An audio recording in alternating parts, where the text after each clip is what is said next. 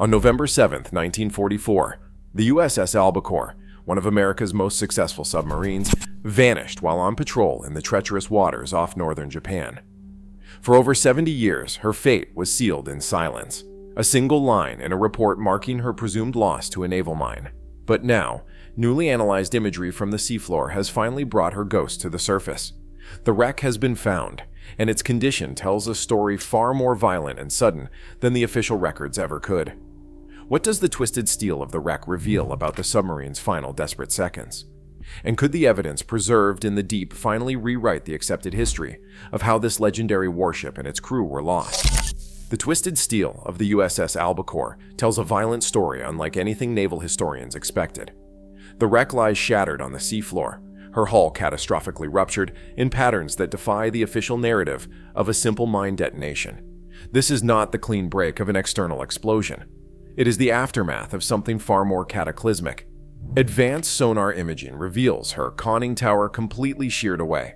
Her bow section collapsed inward like a crushed soda can, and debris scattered across a field spanning hundreds of meters. The destruction pattern is inconsistent with the surgical precision of a single mine strike.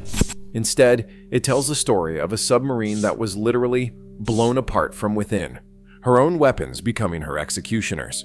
The evidence preserved in these cold depths for nearly 8 decades suggests the Albacore did not simply strike a floating mine as naval records claimed. She suffered a catastrophic internal explosion that ripped through her hull with unimaginable force, killing her entire crew in milliseconds and sending her broken remains spiraling to the seafloor in a cloud of twisted metal and extinguished lives. After 78 years of accepted history, the ocean has revealed a truth far more horrific than anyone imagined. But to understand how this happened, how one of America's most successful submarines could disintegrate so violently and suddenly, we need to go back to her beginning, to understand what made the Albacore both legendary and ultimately vulnerable to such a devastating end. The USS Albacore slid into the waters of the Thames River at Electric Boat Company shipyard in Groton, Connecticut, on February 17, 1942, just 2 months after Pearl Harbor thrust America into global war. She wasn't just another submarine. She represented America's desperate need to strike back across 5,000 miles of Pacific Ocean against an enemy who seemed unstoppable. The Gatto-class submarine embodied American industrial might and engineering excellence. At 312 feet long, with a displacement of 2,415 tons submerged, she was a marvel of naval architecture. Her 10 torpedo tubes, 6 forward and 4 aft, gave her unprecedented striking power. Her diesel-electric propulsion system allowed her to cruise 11,000 nautical miles without refueling, making her the perfect predator for the vast Pacific hunting grounds. Her crew nicknamed her the Fighting Fish, a play on her name that would prove prophetic. She wasn't just a vessel. She was a floating city, housing 85 men in cramped, pressure-resistant compartments, where every cubic inch of space served multiple purposes. Bunks were stacked 3 high. Officers shared tiny staterooms. The control room, the submarine's brain, packed sophisticated instruments. Control stations and plotting tables were squeezed into a space smaller than a modern kitchen. Commander Hugh Rayner Rimmer took command of Albacore at her commissioning in June 1942. A veteran submariner whose calm under pressure had become legendary, Rimmer understood the psychological warfare of submarine duty, where men lived for weeks in an atmosphere of recycled air, artificial light, and constant danger. By late 1944, Albacore had compiled an extraordinary record that made her the envy of the submarine fleet. 10 confirmed enemy vessels sunk, with another 3 probables, totaling over 35,000 tons of Japanese shipping sent to the bottom. She was the 6th most successful American submarine of the entire war, a proven killer whose mere presence in shipping lanes sent Japanese convoy commanders into fits of paranoia. Her builders had designed her to survive almost anything. Depth charges, aircraft attacks, surface gunfire, all were threats she could withstand. Her double hull construction could withstand tremendous pressure. Her advanced sonar could detect mines and obstacles before they became fatal threats. Her experienced crew knew how to evade, how to hunt, how to kill, and most importantly, how to survive in waters where the enemy controlled the surface, or so they believed. By November 1944, the Pacific had become a graveyard for submarines of both sides. American boats like Albacore prowled ever closer to Japan's home islands as the noose tightened.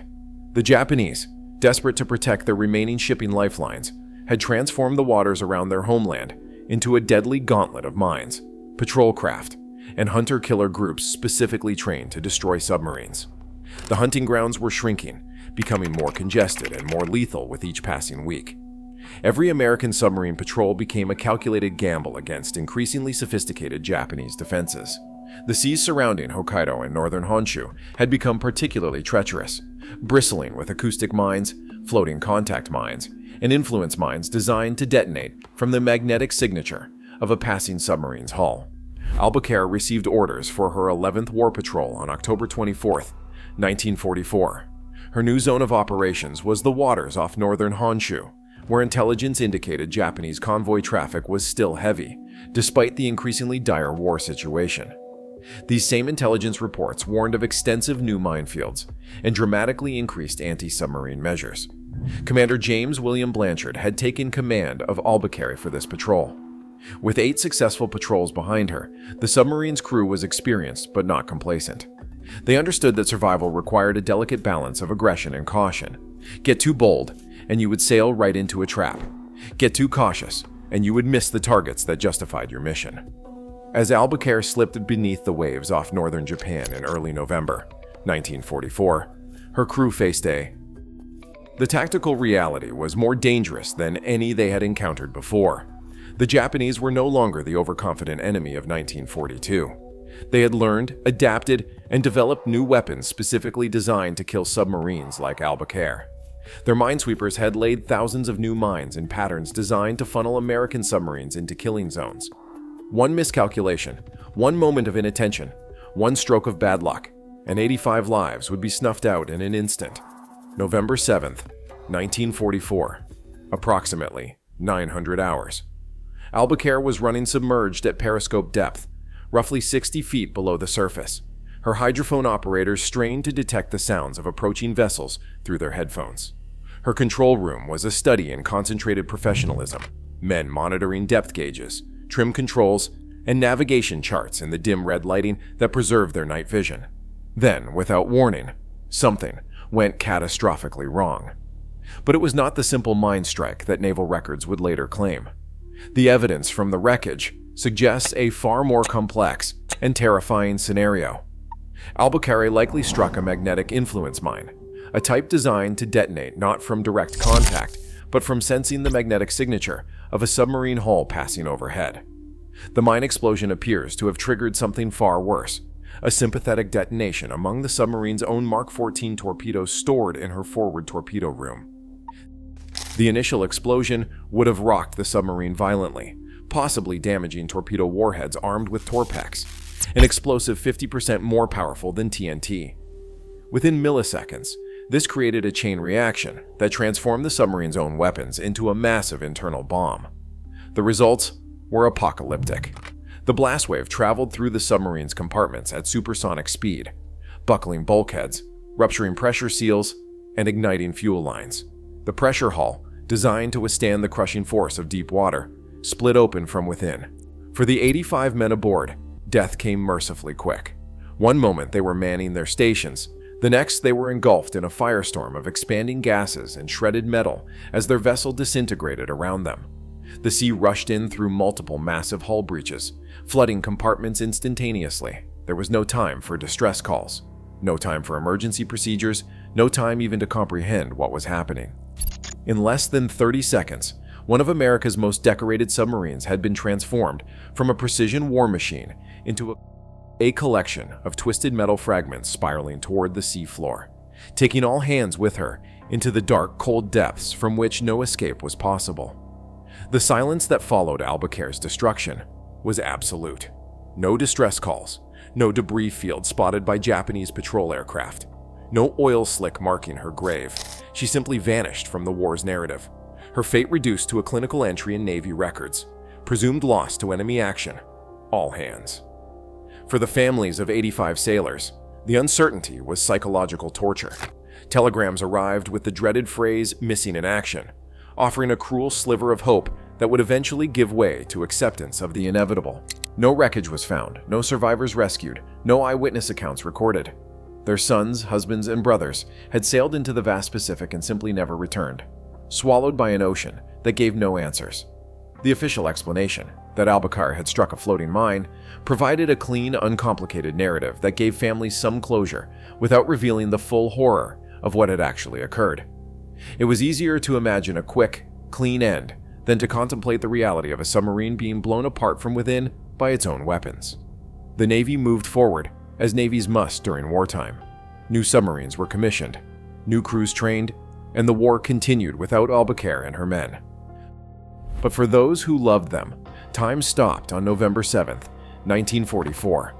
Gold Star banners hung in 85 windows across America, each representing a man lost to the depths, whose body would never be recovered, whose grave would never be visited. For 78 years, the questions remained. Where exactly had she been lost? What happened in those final moments? Was there anything on the seafloor that might explain how such an experienced crew on such an advanced submarine could vanish so completely, so suddenly? For nearly 8 decades, these questions echoed unanswered, buried beneath thousands of feet of Pacific water, and layers of classified records, forgotten history, and fading memories.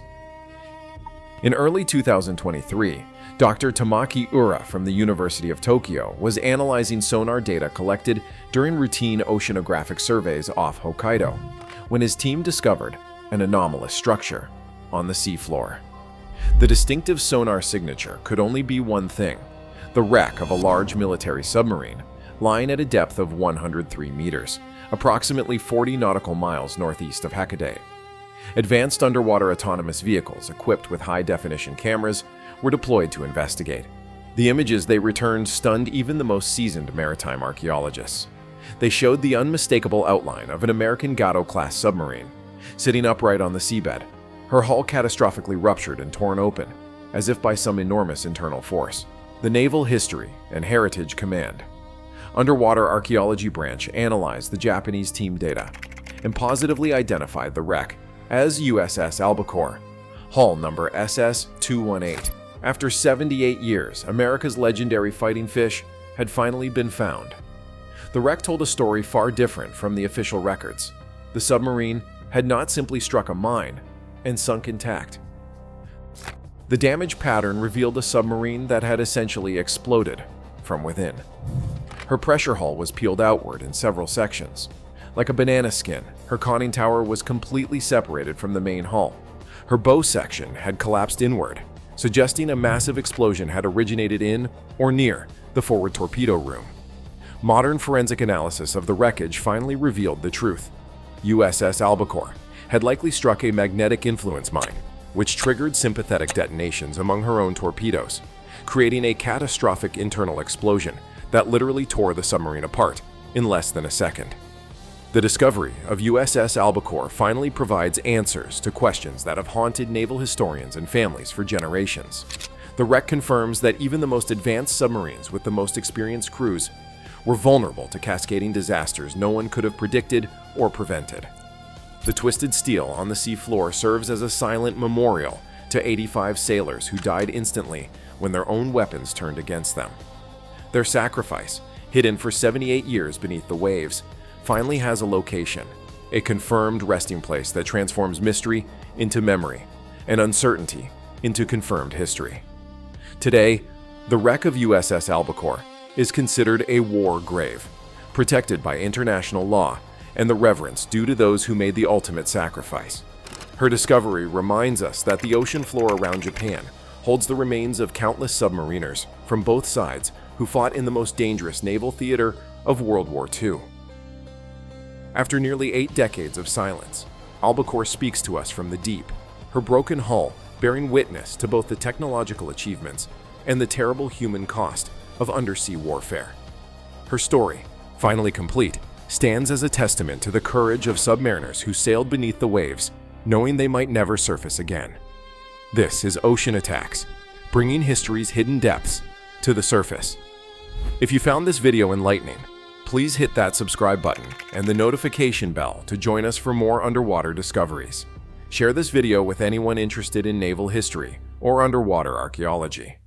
Leave your thoughts in the comments below and let us know which lost shipwreck you would like us to explore next. Until our next deep dive into history, thanks for watching.